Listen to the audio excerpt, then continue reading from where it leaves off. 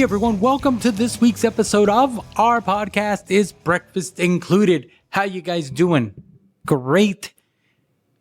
We're in Phoenix, Arizona today, and I sit down with my good friend Gert Marckx. Gert is a guitar tech based out of Belgium. He's currently the guitar tech for the one and only the hitmaster nilerodgers of nilerodgers and Chic. I've known Gert for a few years now. We've done a lot of shows together. We've toured together. It's a pleasure every time to see him. I sat him down. I pulled him out of his relaxing day on a day off here in Phoenix and made him sit down with me. We talked about how he got into production, the live music industry, and how he hooked up with Nile. He's got a pretty cool story, man. Let's check it out. Well, all right, man. Tell everyone who you are. I'm Gert. I'm nilerodgers guitar tech. Born and raised in Belgium.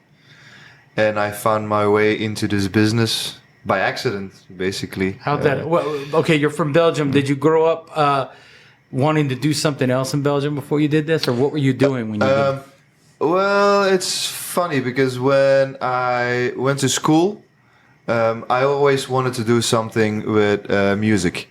I was in a punk rock band playing guitar, and I went to school to learn how to build guitars. So when I finished all of that, I did a search on the internet and I just typed in music on a website where you go apply for jobs. Yeah. I just typed in as a keyword music, and I ended up at a stagehand company. So I started off as local crew in Belgium. And they were known in the bigger industry for the good crew. So all the major tours, they passed by and they asked for our company. So that's where I got to meet a lot of people. So yeah, I think I always wanted to do something with music. Yeah. It's always been in my veins ever since I was a little kid. There's always been some sort of musical instrument hanging around at the house for us to try. So, yeah. Did you work on guitars and stuff before you started teching? Yeah, because when I was playing in my band, I used to do all the maintenance myself. And I'm the guy, even in my bedroom, I had this night light thing next to my bed. Sneaky, I would pull out my dad's screwdriver and I would open it up, tear it apart and put it back together again. So I would always try to do stuff like that. Whenever I saw something, even like a pen, I would open it up, pull it apart, take every little thing. See how it works. Yeah. Right on. What was your first tech gig? My first tech gig was a Belgian artist. So the way I got introduced to that guy, same company I was working for as local crew, the offices above us was a management company. So obviously you meet people, you get in touch, you have some talks, and they knew I was playing in a band. So one day I got a phone call asking if I was able to tune a guitar. And I said, yes, of course. So rather than renting me to, let's say, Live Nation for a Duran gig showing up, they rented me to the management company. And it turned out to be one of the biggest Belgian artists at that point. His guitar tech was ill, had the flu or whatever, but he couldn't make it. And I stepped up and I went there tuning his guitar. Had no clue what was gonna happen to me. I walked in with a small silver briefcase. I had some screwdrivers in there, a guitar tuner, and maybe one or two cables. That was it. I even asked the guys, listen, what do I need to bring? Because I know what I need to repair or to set up my guitar, but I've never done this for someone else. Yeah. So yeah, Paul Michiels, he was called. That was the very first. He was a very famous in Belgium. Yes. This was his solo project. He played in a band called Soul Sister. They did have a couple of songs famous in the States. Yeah, as well. That sounds familiar. So yeah, there was this guy. He's still around. He's still doing stuff. Yeah. That's very similar to mine. When I first went out on the road, I didn't know what I needed. almost identical. I brought some tuners. Yeah. I brought one cable for my tuner, screwdrivers, and a Leatherman. Oh yeah, Leatherman I had, of course, because I was always. That's what I brought, Yeah. and slowly as we were touring and working with other artists, I'd always buddy up with the guitar tech, and they introduced me to Stu Mac, which is I almost went broke. Yeah, well, I learned from Stu Mac as well, but then to buy stuff in Belgium, it's way expensive because of the import tax and whatever. So you pay 3 times the amount of what you would pay over here. Yeah. And I do remember the first time I came to the States working for Nile. That was the first thing I did. I went online and I bought myself broke on Stu Mac stuff, and I filled up my suitcase going home. Yeah. Yeah. After this first artist, who did you go after that? Did you stay with them for a while, or No, because I wasn't self-employed at that time, so I was related to whatever my boss was giving me. So they would kind of assign you to if someone was looking for a tech. Yeah, well, not even, because I was local crew, so that was basically a one-off. And then I got back to being local crew, helping out, building lights, sound, or whatever came in. And then because the artist kind of liked me and the management company kind of liked me, they came up with a plan to do a summer tour. So what happened was a Belgian radio station was doing a summer tour along the coast, like 3 different cities in a week. And they would bring in an artist to do gigs as well. And then we would be the local company building from scratch, as being the stage, up to lights, sound, and whatever. And so they came up with a plan as, what if we have Gert come with us, and he's the local crew building the lights together with the light engineer. And then once he's finished, the band arrives and he goes on to being the backline tech. Yeah. Because there's no money to bring the actual full band or the crew. So it's a win-win. Yeah. And then I would be the guy, the house guitar tech. I would be the house guitar tech for different artists that summer. So yeah, that's basically what I did. What was your first tour? My very first tour as a guitar tech, or just any tour, because that's different as well. It's the same tour, but in 2 different situations. What was your first tour going out? So the first tour going out was a production called Night of the Proms. Night of the Proms is a Belgian production, basically an 80-piece orchestra, and then they bring in 5 pop artists to sing to perform 2 to 3 songs with them. Yeah. So I was there as a local crew in Belgium when they started, and they would do Belgium, the Netherlands, and Germany. And when I started building that setup as a local crew, one of their crew members fell out with an accident, fell off stage, broke his wrist, he couldn't go on tour anymore. So a bunch of my colleagues were working on that production already, and they said, well, what if we have Gert step up? And I ended up being a follow spot guy on that tour. So I got on that tour as a follow spot, and then one of the follow spot guys replaced the actual guy who broke his wrist. And that's how I got into touring. So I've done Night of the Proms as a follow spot guy. I did it for, I think, about 4 years, I think. Follow spot must be the one thing that they think like anybody can do that, because I worked at a local venue in Dallas, and they didn't. I just got hired on as a local guy, and they said, "Well, let's put him on follow spot." Yeah, well, and I'm like, "What is that?" Yeah, well, it's not difficult, but it's not easy either. No. Once you get up there, if you know what you're doing, if you have an idea of what's going on, it's kind of easy. But if you're just completely, well, exactly, and this was back in the day. This was 2000. Yeah. So it wasn't automated yet. So I had to do the dimmer, I had to do the fading, whereas now you just point the light where it goes. Yeah. Or even you're behind stage watching a screen. Yeah. Um, That was my experience. It was all automated. Okay, so- well, yeah, I wasn't even automated. I had to climb like those little ladders Yeah. all the way up into the roof. Yeah. Yeah. So that was my first touring gig I did, and then I did it for 4 years, I think. Yeah. And then the local crew company, they fired me due to circumstances. 10 of us had to leave. And that's where I basically became self-employed, because when the day they fired me, the guys upstairs, they called me and they said, listen, we are looking for a guitar tech. We know you can do it. Yeah. You wanna work for us as of tomorrow, because we need someone tomorrow. And I started working for the management company, basically. And what year was this? This was 2006. 2006. And so that's what started your guitar tech career. Yeah, basically. Same in Belgium. I was still walking up with my silver suitcase. It had a bit more tools in it. Yeah.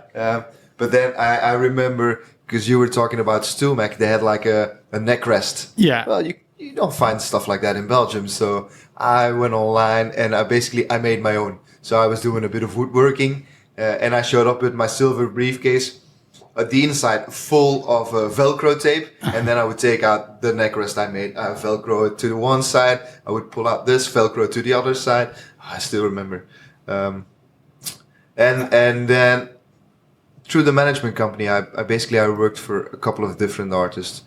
Belgium is not the country that has major tours happening. Yeah. All the artists, they do a job on Friday, they go do a gig on Saturday, and maybe if you're lucky, they do a gig on Sunday. And then, it's very much like country artists here in the States. They only tour on weekends. Yeah. Thursday, Friday, Saturday, or Friday, Saturday, Sunday, and then everyone goes back to Nashville. Sometimes you'll have a corporate gig on a Tuesday or a Wednesday, but then that's it. So yeah, I did a bunch of Belgian artists. Until I got in touch with a friend of mine. He used to work for Status Quo.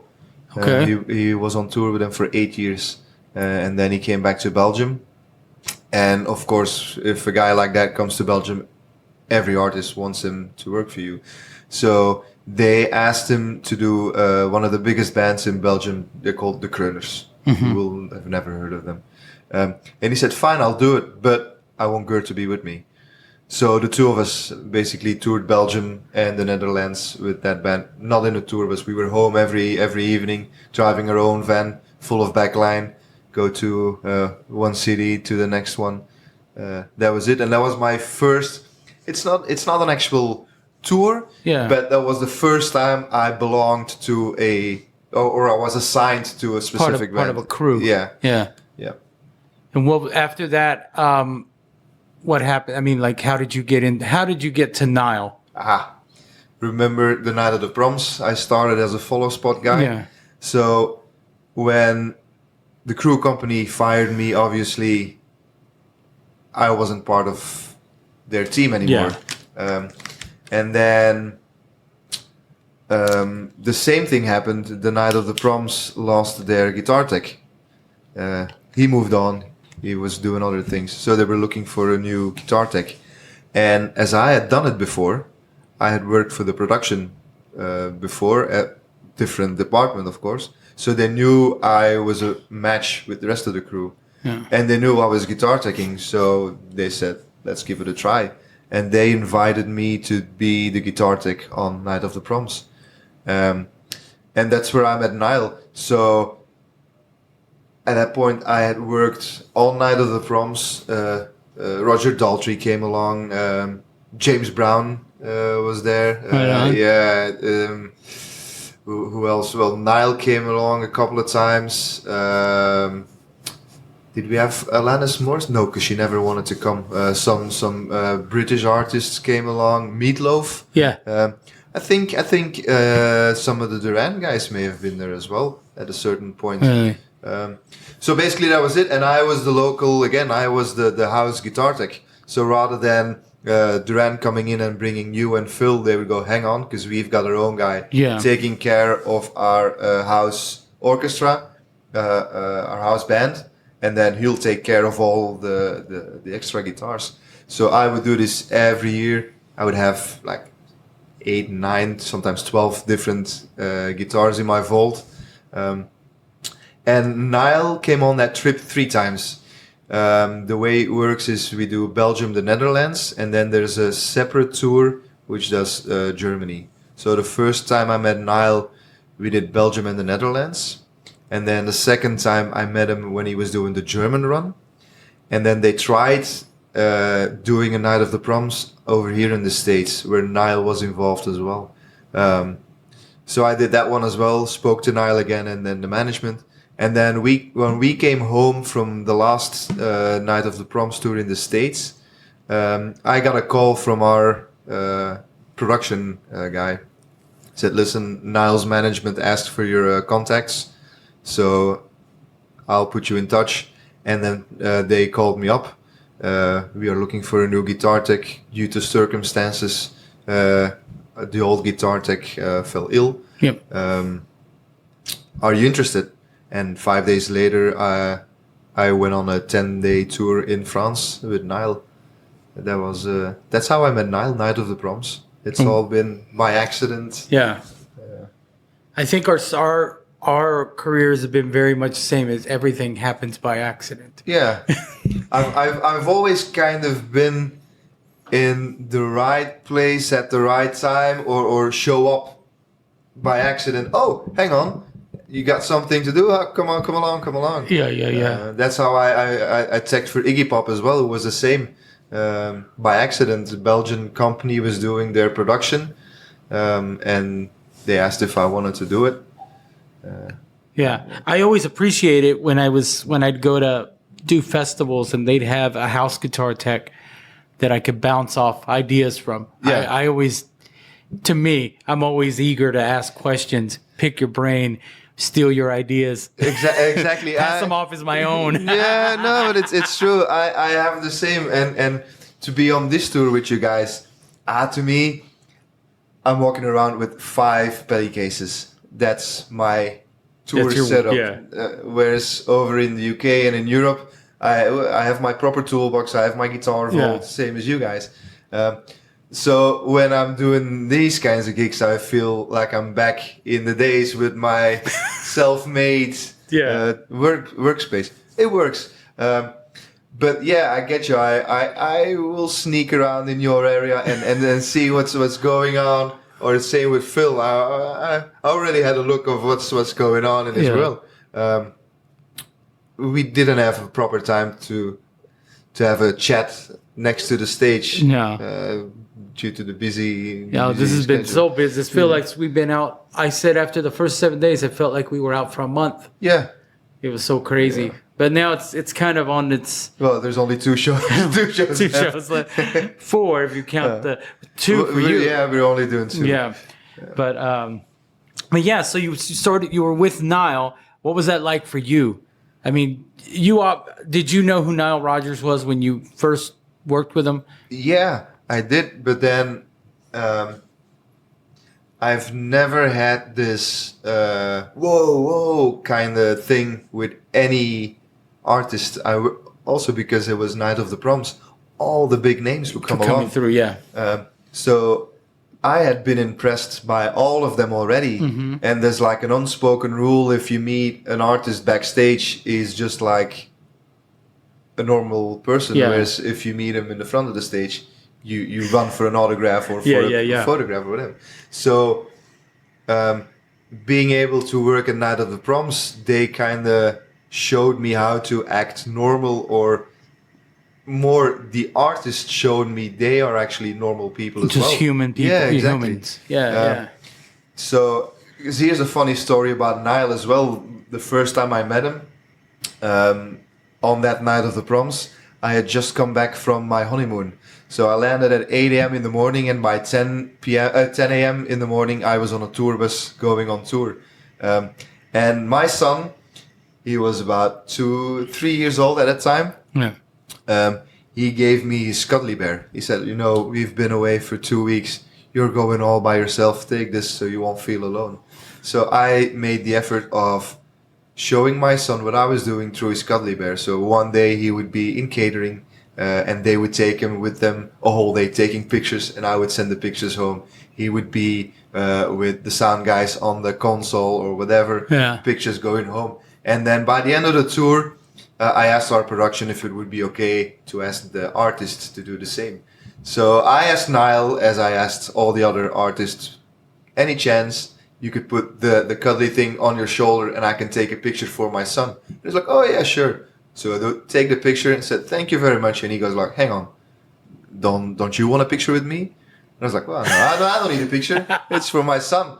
So that's what I learned during Night of the Proms. I mean, I don't ask you for a picture. I mean, we got pictures, but I mean, so that's what I learned from Night of the Proms. It taught me that every person is just a human being. Yeah. I met you at we did Hollywood Bowl. That was the first time I met you. Wow. When Niall and Duran played together. What year was that? 2016. Wow. Okay. 15. 2015. 15, because I only started with Niall in 2013, I believe. This is Yeah, 13. You had that SL drive. That exotic SL drive. Oh. And I came up and asked you, I was like, what's that? And when you started getting all technical with me, and I was like, I don't care, I want one. I won't. But it's funny because I asked Niall for a picture that day. Okay, and then he went on tour with us. And I became that guy that every time Niall walked by, I'd say, hey, let's get a picture together. I had so many pictures of it. It became a joke after a while. But then it's fun. It's fun. I think the only band where I asked to take a picture was the Beach Boys. They came on Night of the Proms as well. Yeah. I had the chance to do guitars for them. And then at the end of the tour, I just needed to be in a picture with those guys. Yeah. Sometimes you have to. Yeah, exactly. There's exceptions. But I consider Niall to be a friend, even family, more than an artist, to be honest. What's it like, and you don't have to answer this, but what's it like working with someone like Niall has this presence, and different times of his career, he's been written off, and then he just comes back stronger, and and he's still writing songs, he's still performing at the highest level. What's it like? Because I've seen you travel with him, what's it like working around somebody that is just so well known? Well, who's written every song on the radio or had a hand in it? I must admit, when you point it out like that, it triggers something in my brain, but I never think of him that way. Yeah. For the same reason as how I got to meet him and how I started with him. I had a friendly relationship with him before he actually employed me. Mm-hmm. So I don't know. I think I can honestly say I treat him the same as I would treat any other guitar player I work for. It doesn't feel. Don't get me wrong. I'm honored to work. Yeah.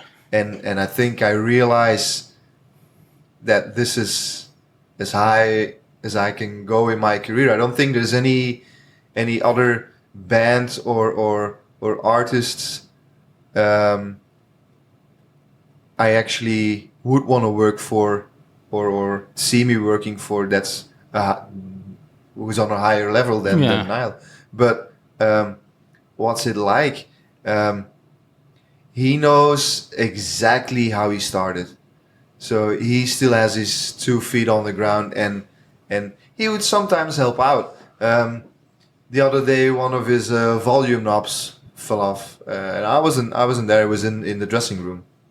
So he comes to stage and he said, "Listen, my volume knob fell off in the dressing room. No worry, I fixed it. I found some paper to put in there, so it's solid again." Yeah. And that's Niall. He used to be a guitar tech in a guitar store, and he's never forgotten what he did. Yeah.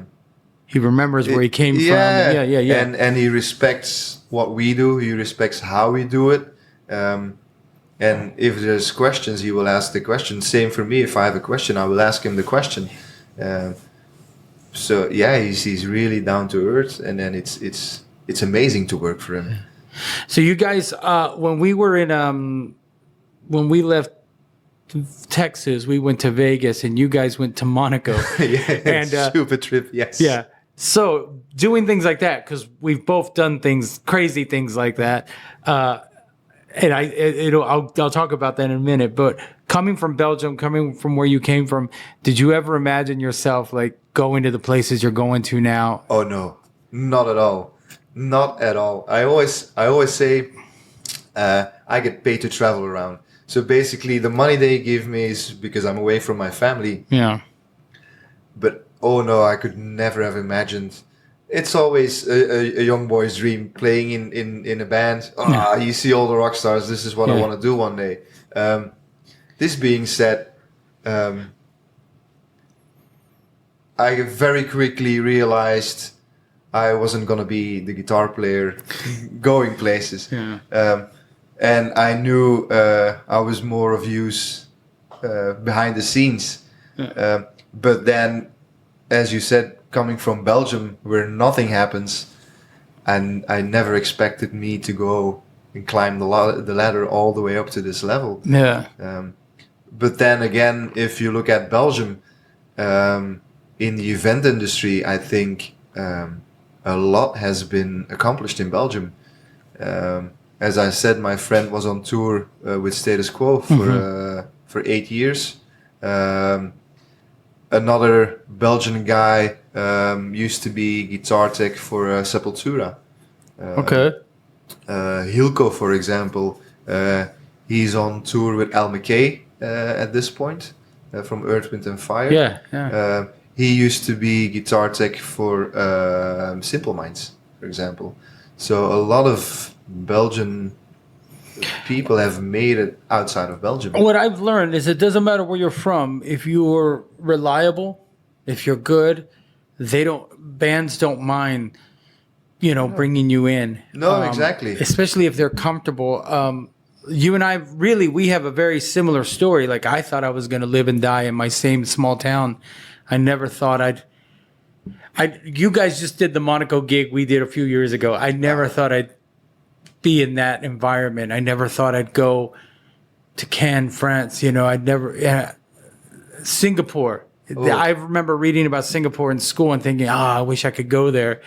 And I've been there so many times now. Exactly. That was, to me, that's when I realized, wow, I did something with my life. I made it to Singapore. Even though we've been all over the world, there's that one spot you go to. And I even have places where I go and I'm, here again.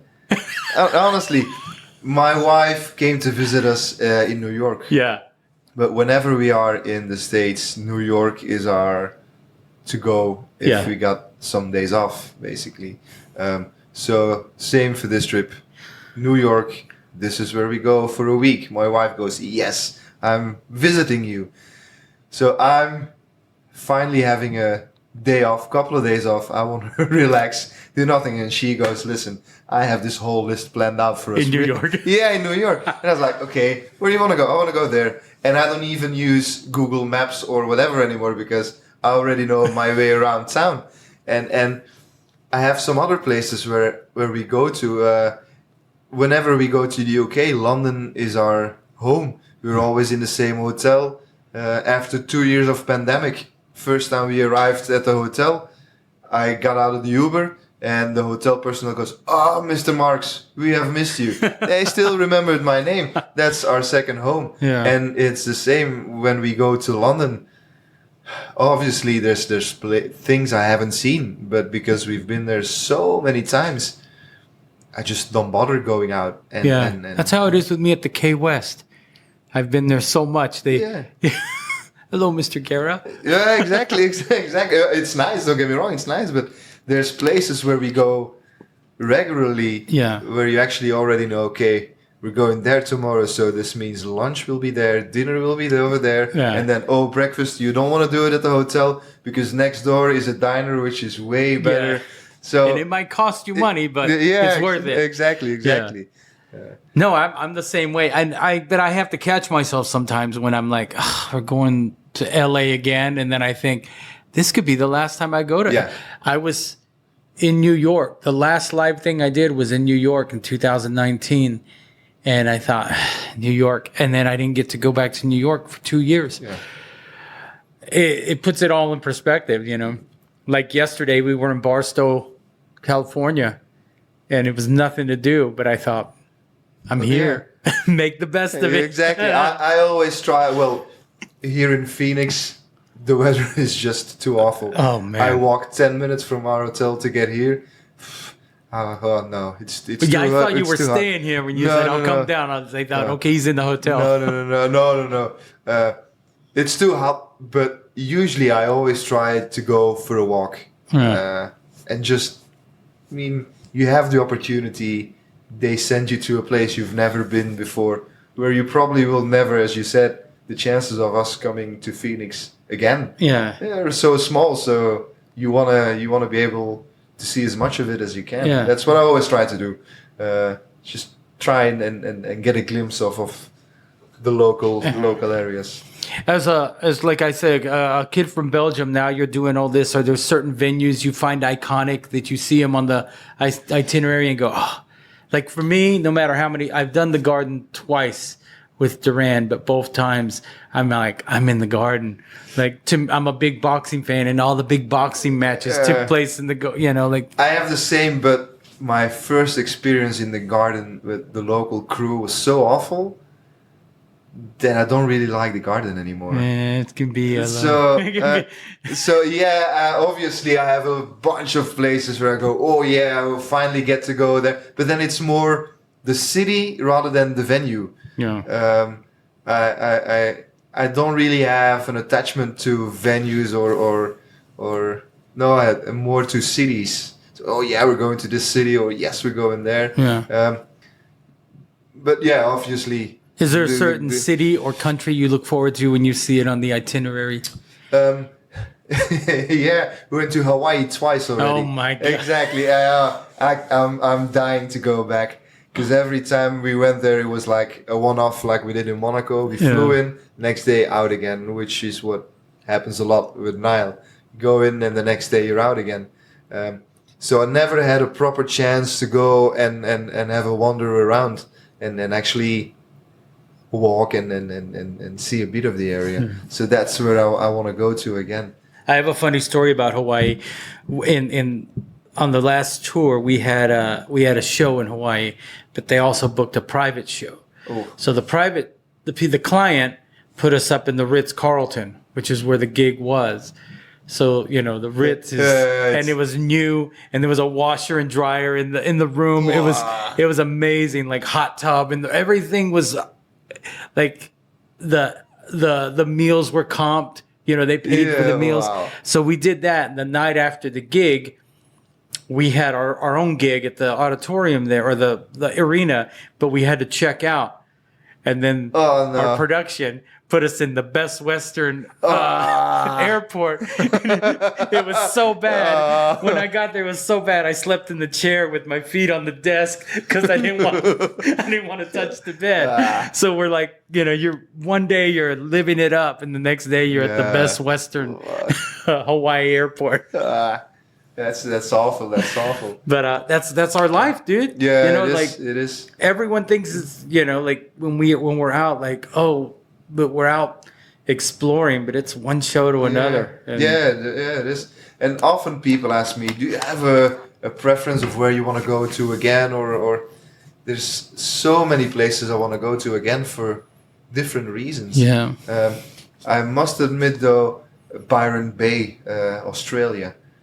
That if we did a tour with Lionel Richie as a support for Lionel Richie in Australia, which was amazing as well. So that's actually a place I want to go to again. Australia, New Zealand. Never been to New Zealand. Yeah. We did one gig. We were there for 24 hours. Went to the gig, and even before the sun came up, we flew back to Australia. Yeah. Australia might be. And then, if I have a choice of hotels, I would go back to Byron Bay, the Byron at Byron. that's the place you want to go to. I loved Australia. We haven't been back. As a matter of fact, I think we were supposed to go with you guys during that time. I want to go back, but the same thing with me. Like, there's places I want to go to and visit. I've never been to New Zealand. I'd been to Japan, Tokyo, Japan. Never been there. But it was, for several years, it was just fly in, fly out. Like you said, like you do the gig, by the next, you're at the airport after the gig. You could sleep on the plane coming back. But we did Budokan. They recorded a live, and Chic flew 30 hours to open for us. I remember everyone getting into the venue just that's what Chic does. Which is what you guys did in San Francisco. Yeah, exactly. You came straight for the airport. Yeah, traveled for about 20 hours to get there. Yeah. Yeah, well, yeah, that's rock and roll, I guess. I don't know. Would you trade this for anything? No. Anything else you want to do? No, because the pandemic kind of opened my eyes as well. I found out I don't really have a plan B. Yeah. Luckily, I had some friends owning their own companies, and then they helped me out. But I tried a couple of different things, and I tried to come up with a plan of what am I gonna do if Nile decides to stop making music or to stop touring, for example. This is something I realized during the pandemic. I don't actually have a plan B of what to do because this is. I wouldn't say this is everything I can, but this is what I'm good at. This is exactly right, and this is what I really really enjoy. So yeah, it's difficult. I wouldn't know. I spoke to Nate, our stage manager, Nate, and he brought up the plan B. He said everyone who has a plan B usually goes to their plan B. So it's best not to have one. I don't have one. I did every crap job you could think of before I started doing this, and I don't think I could do anything else after doing this for so long. I love it. I feel privileged to be able to do it. Exactly, yeah. I meet people like you and Martin and the Chic band and people. I mean, you develop these bonds with people, and even though like you live halfway across the world, we still talk on a regular basis. Yeah, exactly. And this is something I really enjoyed coming back after 2 years as well. You get to meet all these people again and again. And it was like we met yesterday. First time we saw, where was it? Estonia somewhere, I believe. Yeah. It was like, man, listen, and it was like yesterday. Yeah. And that's the biggest part I enjoy about this job.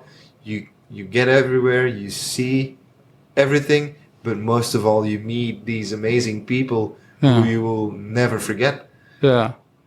I've always asked people, like, what's the one thing you took away or the best experience you had? And I spoke to Josh Blair, who's Duran's engineer, and he gave me the best answer. So I quit asking, is the friendships. He's like, that's what I'm going to take with me. All the friendships I made. Yeah. So what you're saying is exactly right. Because no matter who you work for, what venue you've done, what country you're from, I knew that I wasn't alone in the pandemic. I knew that there were other people, and I tried to reach out to as many people, and people reached out to me, and but it was the people that the furthest that reached out to me. Yeah. Did you find you got in touch with people you haven't heard for a long time again? Because that's kind of what I did, not because I was bored, but all of a sudden I realized that, hang on, because I used to work with these guys in Belgium. I wonder what they're doing or how they're doing now. So I reached out to some closer friends which I hadn't seen for a long time. And it's basically the same as you explained. The people you hear the most are the people that the furthest away from. Kevin would text or call me every day, whether I wanted him to or not. Exactly. He would, so I know like that bond is, Yeah, I have the same with Marco. my wife wanted to go on a holiday. I said, listen, we are going on a holiday to Italy, and I am going to see Marco during the pandemic. I hadn't seen him for a year and a half. Yeah. So we booked ourselves a little villa somewhere in Italy. And I texted with Marco's wife, and as a surprise To him. we went over to Marco. It was so good to see him the other day. Yeah. When he walked up to me on stage, I thought, what the hell are you doing here? That's what we're always wondering about. Yeah. We started crying the first time we saw each other with the whole She camp. I still remember after the pandemic, the first rehearsal, the first time we saw each other again. Everyone was in tears. Yeah. That's how we did. We had a private show in New York. It was the first thing we were going to do a year ago in July. And, we lost our tour manager in the pandemic. He passed away. I didn't know. And it was the first time we were all going to be together. And it got really emotional when we walked in. Like, you looked around and, and you knew someone was missing, but the other people were there. Yeah. And it just, I can relate to that. Yeah. People can call us wimps or whatever, but it got emotional when you saw those people. Yeah, because I see my neighbor every day. Well, Yeah. I'm not home now, but I mean, I saw my neighbor every day for 2 years. But then the people I love the most are basically the people that are in Phoenix with me now. Yeah. Apart from my wife and my kids, of course. But And we spend more time with these people than we do our own Yeah. families. Yeah, exactly. So people ask me, like, why do you, like, how can you say they're closer to your family? Why spend every day and night with them? They are my family. Exactly, yeah. These guys. yeah, Sheik is my Yeah. family. I consider you guys family too. Yeah. We see each other so much Yeah, when we're on it's the true. road, It's true. It's good to have that camaraderie between the band and Nile and between Yeah. the crews. Yeah, well, you need to have it. Imagine if you would walk into a festival, or imagine we would be on this tour and we wouldn't talk to each other. Yeah. It would be kind of awkward, I think. It'd be weird. Yeah. Because we've toured with bands where it was just one camp and the other camp. It doesn't make there sense. was no to me. like, do you need any help or nothing like that. Yeah. That doesn't make sense to me, because at the end of the day, you're here to do the same thing, and that is bring a smile to the audience's face, I guess. Yeah. So yeah. Well, man, I wanted to ask you to do this. Thank you for taking the time. I know that you have plans tonight. I have one more question. This podcast is called "Is Breakfast Included?" Oh, if it was included, what would you have? Oh, you know what my favorite breakfast would be? I think I would go for 2 poached eggs on hash browns. And then when that's finished, I would go for a wheat toast with Nutella pasta on top. Very specific. Yeah. Oh yeah. When people ask me, I just say pancakes. Is that your favorite pancakes? Pancakes. Okay, there you go. Well, everyone has a favorite, of course. Well, Gert, thank you, man. Anytime. I appreciate you doing this. I love you, man. Same. And we have a couple more shows together. 2 at least. Well, we'll be on the road we'll see each other again. Of course, we'll meet. I'm sure somewhere. down the road. Exactly. These two bands can't get away from each other. No. All right, brother. Exactly. Thank you so much for having me, mate. All right, bye. Yeah. Right on, Gert Marckx. I think I'm saying his name correctly. I just refer to him as Gert all the time. Pretty cool guy, man. And the way he did it, he's got one of the most high profile gigs around. All right, guys, I am done. Have a great day, and we'll talk to you next week.